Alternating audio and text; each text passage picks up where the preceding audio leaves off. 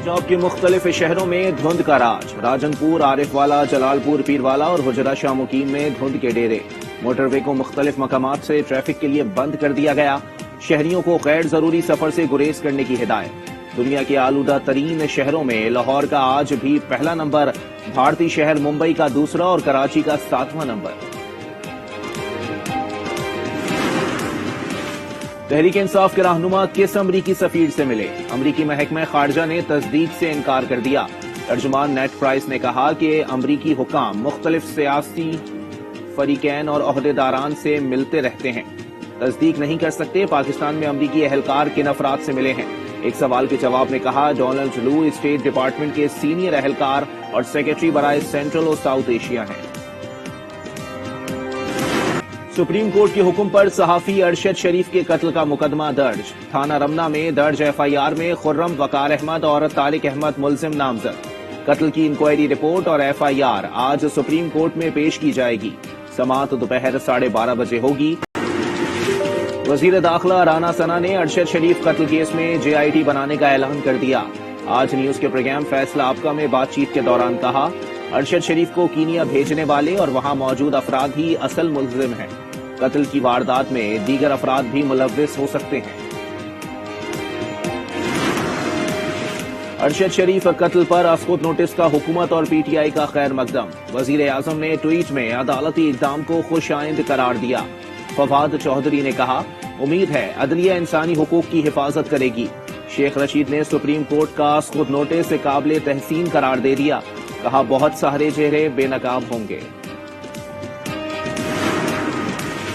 हमारे बाज लोग असेंबली तहलील होने से घबरा रहे हैं। असेंबलियां तहलील होने से हमारी मकबूलियत कम नहीं होगी। इमरान खान की ब्लॉगर से बातचीत। कहा, किसी इत्तेहादी की बात अच्छी ना लगे तो कारकुन नजरअंदाज करें। इत्तेहादियों की हर बात हमारी लाइन लेंथ पर नहीं हो सकती। हमें ऐसी बातों को दरगुजर करना चाहिए।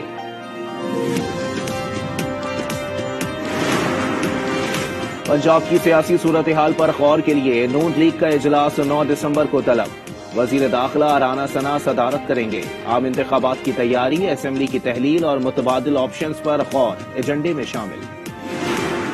साजिशी अनासिर को कोई जगह नहीं देंगे। Army chief general Asim Munir का वतन दुश्मनों को वाज़ेह पैगाम।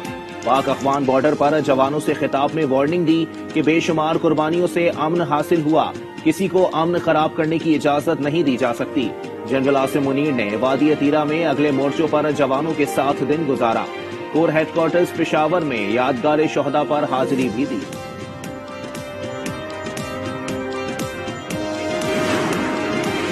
वजीर खजाना इसहाक डार से बरतानवी हाई कमिश्नर की मुलाकात में यूएनडीपी का नुमाइंदा वफ्द भी शरीक था। वजीर खजाना ने सैलाब के बाद की सूरत हाल के बारे में वफ्द को आगाह किया। बरतानवी हाई कमिश्नर ने बरतानवी हुकूमत की जानिब से हर मुमकिन मदद की यकीन दहानी कराई। अमरीकी सफीर और श्रीलंका के वजीर मुमलिकत बराए खजाना की भी इसहाक डार से मुलाकात।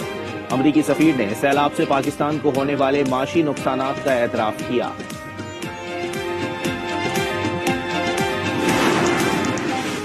वजीर खारजा बिलावल भुट्टो आज से 9 दिसंबर तक इंडोनेशिया और सिंगापुर का दौरा करेंगे। तर्जुमान दफ्तर खारजा के मुताबिक इंडोनेशियन हम मनसब से मुलाकात में बाहमी ताल्लुकात के फरोग समेत अहम उमूर पर तबादला ख्याल करेंगे। वजीर खारजा बिलावल भुट्टो 19 से 21 दिसंबर तक वाशिंगटन का भी दौरा करेंगे। अक़वाम मुत्तहिदा की सलामती कौंसिल की तकरीब में भी शिरकत करेंगे। आलमी मंडी में जनवरी के बाद पहली बार खाम तेल की कीमतें कम तरीन सतह पर आ गईं। अमरीकी खाम तेल $2.46 सस्ता, फी बैरल $74.46 का हो गया। बरतानवी खाम तेल तकरीबन $3 सस्ता हो गया। फी बैरल तेल की कीमत $79.70 हो गई। एक 75 साला दादी मेरे पास रोती रोती आई। इस बच्ची के दोनों माँ बाप, जो कि उसका बेटा और उसकी बहू थी, वो सैलाब में बह के मर गए। कहती मैं 75 साल की हूँ, मैं इस बच्ची को कैसे पालूं और कब तक पालूंगी, मेरी जिंदगी कितनी है। What would I have replied to her?